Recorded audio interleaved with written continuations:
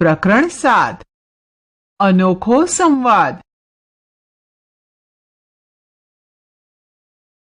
બાળમિત્રો, તમને કઈ કઈ રમત રમવી ગમે છે? દોડ પકડ, ખોખો, કબડ્ડી, ઘર ઘર, લંગડી વગેરે. પરંતુ આજે આપણે એક અલગ જ રમત રમીશું. ચાલો આપણે રમત રમીએ. રમત રમીએ. આ રમતમાં દરેકે એકબીજાને સમજાવવાનું છે, પણ અલગ રીતે. તમે કહેશો, એમાં નવું શું કહેવાય? નવું એટલા માટે કહેવાય કે આ રમતમાં તમારે બોલવાનું નથી. એકબીજાને બોલ્યા વગર જ સમજાવવાનું છે. તેના માટે તમારે બધાએ નાના નાના જૂથ બનાવવાના છે. તમે પોતપોતાના જૂથમાં ઊભા રહો. એટલે હું તમને એક એક ચિઠ્ઠી આપું, જેમાં તમારા માટે એક પરિસ્થિતિનું નિર્માણ કરવામાં આવ્યું છે. તે તમે ધ્યાનથી વાંચો અને સમજો.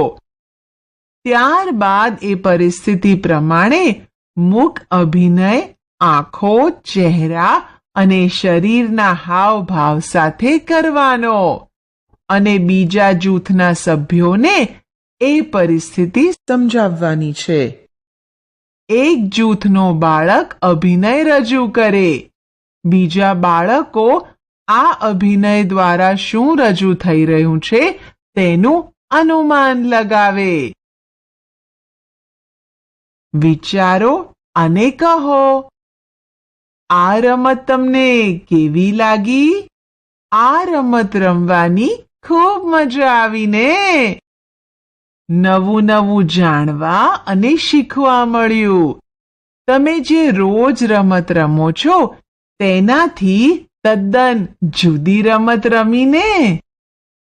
શું તમને બોલ્યા વગર અભિનયથી રજૂ કરવાનું મુશ્કેલ લાગ્યું?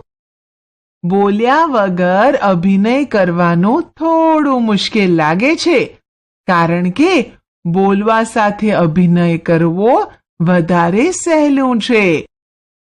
શું તમે કોઈને અભિનય દ્વારા વાત કરતા જોયા છે? બહેરા તેમજ મૂંગા લોકો આ રીતે વાતો કરે છે. વિદ્યાર્થી મિત્રો, આપણે બધા બોલી શકીએ, સાંભળી શકીએ છીએ, એટલે આપણે બધાને આપણી વાત સહેલાઈથી કહી શકીએ છીએ. પણ આપણી આજુબાજુ કેટલાક એવા લોકો છે જે સાંભળી કે બોલી શકતા નથી. આવા લોકો પોતાની વાત કહેવા માટે અમુક ક્રિયાઓનો સહારો લે છે, જેના કારણે તેઓ બીજા લોકોને પોતાની વાત ચહેરાના હાવભાવ, હોઠના હલનચલનથી સમજાવી શકે. આ ચિત્રમાં બે બાળકો, એક છોકરો અને એક છોકરી છે. આ ચિત્રમાં આપેલ બંને બાળકો આવા જ છે.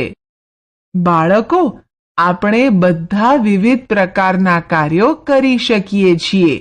વળી આપણામાંથી ઘણા ભણવામાં હોશિયાર હોય, ઘણા ગાવામાં હોશિયાર, ઘણા રમતમાં આગળ હોય, ઘણા સારા ચિત્રો દોરી શકે, ઘણા ઝડપથી પહાડ ચડી શકે કે ઝડપથી વૃક્ષ પર ચડી શકે, ઘણા નૃત્યમાં આગળ હોય, ઘણા કવિતાઓ લખવામાં પારંગત હોય.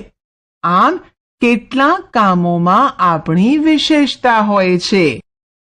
બાળકો, તમને ખબર છે, તમે શાળામાં બીજા બાળકો પાસેથી ઘણું બધું નવું શીખો છો, તેમજ તમારા પાસેથી બીજું કોઈ નવું શીખે છે. આમ આ પ્રક્રિયા ચાલ્યા કરે છે. તેવી જ રીતે જે બાળકો બોલી કે સાંભળી નથી શકતા તે લોકો પણ આવી જ રીતે શીખે છે. તમને થશે એ કેવી રીતે? તો એ બાળકો માટે અલગ શાળાઓ હોય છે. ત્યાં તેઓ આ બધી જ વસ્તુઓ શીખી શકે છે. તેમને શીખવાડવા માટે શિક્ષકો હોય છે, જેમની મદદથી તેઓ ઈશારાની ભાષા શીખે છે.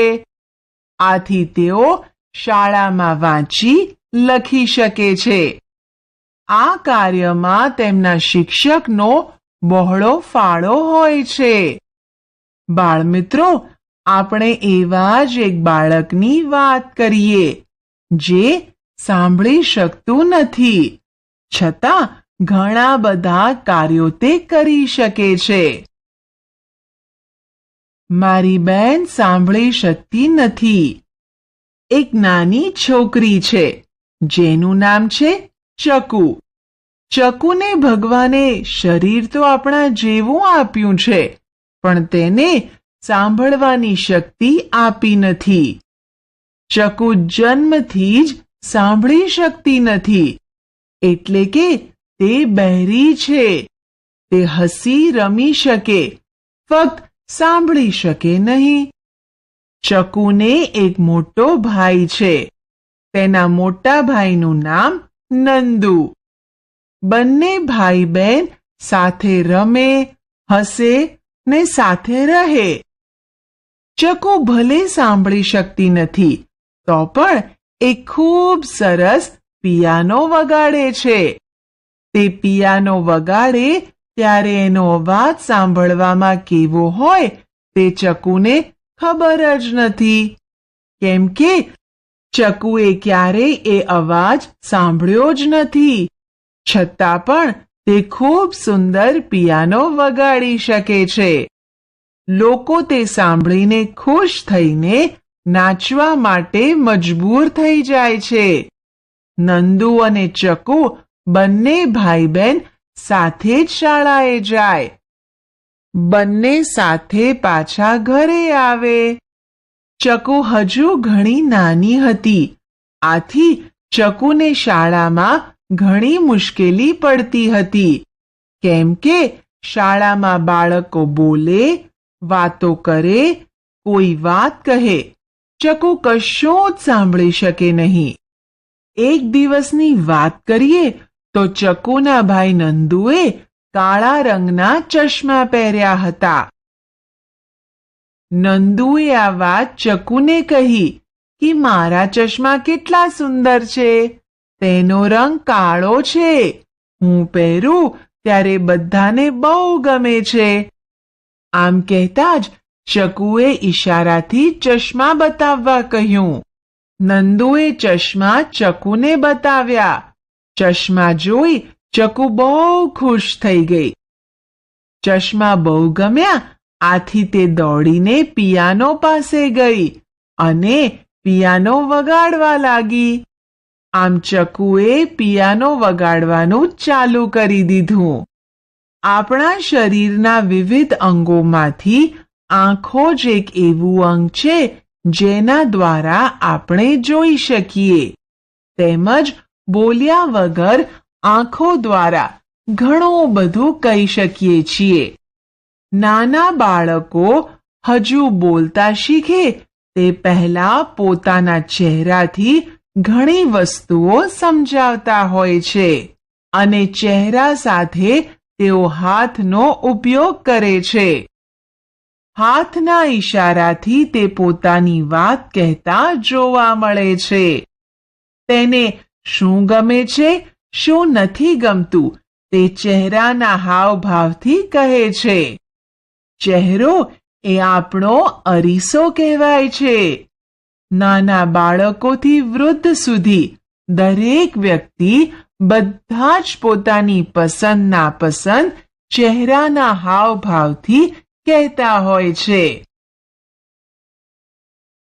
વિચારો અને કહો. 6 થી 8 મહિનાના બાળકનું અવલોકન કરો. 6 થી 8 મહિનાના બાળકો હસીને કે રડીને પોતાની વાત સમજાવવાનો પ્રયત્ન કરે છે અને એ જ રીતે પોતાની જરૂરિયાત પૂરી કરે છે. તેઓ અભિનય દ્વારા શું શું સમજાવી શકે છે? તેઓ અભિનય દ્વારા પોતાનો ગમો અણગમો સમજાવે છે. વાંચો અને દોરો. અહીં કેટલાક ચિત્રો આપ્યા છે. તેમાં આંખ, કાન, મોઢું નથી. તમારે તે બનાવવું પડશે અને તેમાં પરિસ્થિતિ પ્રમાણે હાવભાવ દોરવા પડશે. 1. મિત્રો, આ આફતાબ છે. તેનું મનપસંદ રમકડું પડી ગયું છે અને તૂટી ગયું છે. તે ઉદાસ છે. બાળકો, આપણે ઉદાસ હોઈએ તો આપણો ચહેરો કેવો દેખાય? ઉદાસ, ખરું ને? તો આફતાબનો ચહેરો પણ કેવો હશે? હા, ઉદાસ. તો ચાલો આપણે તેના ચહેરામાં ઉદાસીના હાવભાવ દોરીએ.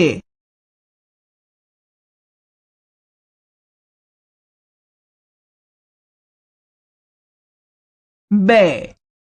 બાળકો જુઓ, આ જૂલી છે.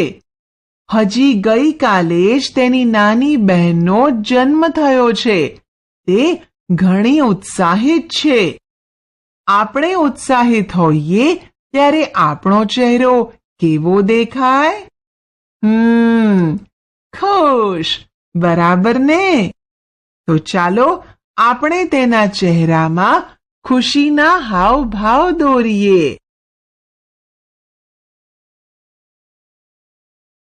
3. બાળકો જુઓ, આ યામિનીની માતા છે.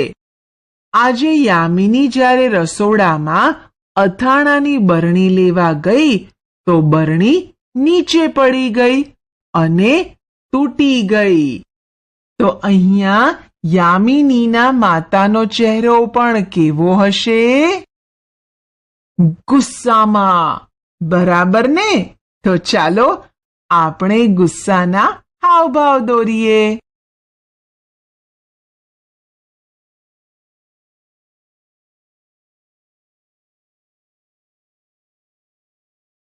4. બાળકો, આ રેહાના છે. તેને કૂતરાથી ડર લાગે છે. જ્યારે તે રમતી હતી ત્યારે અચાનક તેની સામે કૂતરું આવી ગયું. તો રેહાનાનો ચહેરો કેવો હશે? ડરેલો. તો ચાલો આપણે તેના ચહેરામાં ડરના હાવભાવ દોરીએ.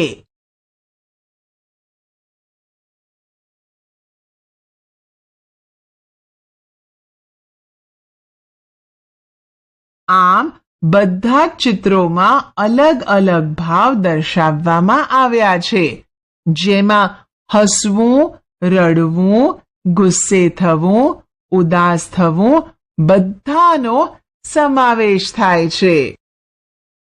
શું તમે કોઈના ચહેરા સામે જોઈ તે વ્યક્તિ વિશે જાણી શકો? તે વ્યક્તિ ખુશ છે, દુખી છે, ઉદાસ છે, ગુસ્સે છે? શું તમારા ઘરમાં કોઈ એવી વ્યક્તિ છે જે બધાને સારી રીતે ઓળખી શકે છે? બધાનો જવાબ એક જ છે, હા. અને આ વ્યક્તિ છે તમારી મમ્મી. સાચું કહ્યું? હા, આપણી માતા ઘરના દરેક સભ્યોની નાની મોટી બાબત જાણતી હોવાથી તે દરેકના ચહેરા સામે જોઈને કહી દે છે કે વ્યક્તિ ખુશ છે કે દુખી. શું તમારી સાથે એવું બન્યું છે કે તમારાથી કોઈ તોફાન થયું હોય જેની જાણ તમારી માતાને નથી, પણ મમ્મી તમારી સામે જુએ એટલે એમને ખ્યાલ આવી જાય કે તમે શું કર્યું છે? તમારા ચહેરા સામે જોઈને જ એ બધું જ જાણી લે છે. નૃત્ય દ્વારા હાવભાવ. ચહેરાના હાવભાવ દ્વારા જેમ આપણે લાગણીઓની અભિવ્યક્તિ કરી શકીએ છીએ, તેમ નૃત્ય દ્વારા પણ આપણે જુદા જુદા હાવભાવ વ્યક્ત કરી શકીએ છીએ. નૃત્યમાં હાથ અને ચહેરા દ્વારા લાગણીઓ દર્શાવવામાં આવે છે. તેને મુદ્રા અને ભાવ કહેવાય છે. જુઓ મિત્રો, અહીં કેટલીક મુદ્રાઓ બતાવી છે. તમે પણ આ મુદ્રાઓ કરો. ચિત્ર વાર્તા. મિત્રો, જુદી જુદી મુદ્રાઓ પણ આપણને કંઈક કહે છે. તે તમે જોયું ને? હવે મિત્રો, હું તમને કેટલાક ચિત્રો બતાવીશ. તે તમે જુઓ અને વિચારો કે તે શું કહેવા માંગે છે. મિત્રો, જુઓ આ પહેલું ચિત્ર. જોયું ને? જુઓ તો આમાં ખિસકોલી શું કહી રહી છે? હા તો તમારા બધાની જેમ કુદાકુદ અને દોડા દોડી કરી રહી છે. ખરું ને? બાળ દોસ્તો, જુઓ આ બીજું ચિત્ર. તેમાં ખિસકોલી શું કરે છે? આ તો કંઈક તળી રહી છે ને? બાળકો, જુઓ આ ત્રીજું ચિત્ર. આમાં તમને શું દેખાય છે? આ તો કંઈક ખાવાનું બનાવી રહી છે, હે ને? બાળકો, જુઓ આ ચોથું ચિત્ર. આમાં કાગડો, કોયલ, ઉંદર અને મધમાખી બધા મિત્રો કંઈક ખાઈ રહ્યા છે. ખરું ને? સારું, ચાલો હું તમને આ ચિત્ર પરથી એક મજાની વાર્તા કહીશ. સાંભળવી છે ને? બાળ દોસ્તો, એક મોટું જંગલ હતું. આ જંગલમાં એક ખિસકોલી રહેતી હતી. ખિસકોલી તમારા બધાની જેમ ખૂબ જ તોફાની હતી. તે ખૂબ તોફાન કરે, આમથી આમ દોડ્યા કરે, કૂદકા મારે, નાચે કૂદે ને ખૂબ મસ્તી કરે. ખિસકોલીના ઘણા બધા મિત્રો હતા. તેણે એક દિવસ તેના બધા મિત્રોને તેના ઘરે જમવા માટે બોલાવ્યા. તેણે બધા મિત્રોને ખીરપૂરી જમવાનું આમંત્રણ આપ્યું. તેણે પહેલા પૂરીઓ બનાવીને કઢાઈમાં તળી, પછી ચૂલા પર ખીર બનાવી. બધા મિત્રો ખિસકોલીના ત્યાં જમવા આવ્યા ને બધાને ખૂબ મજા પડી. બધાએ ખિસકોલીનો આભાર માન્યો.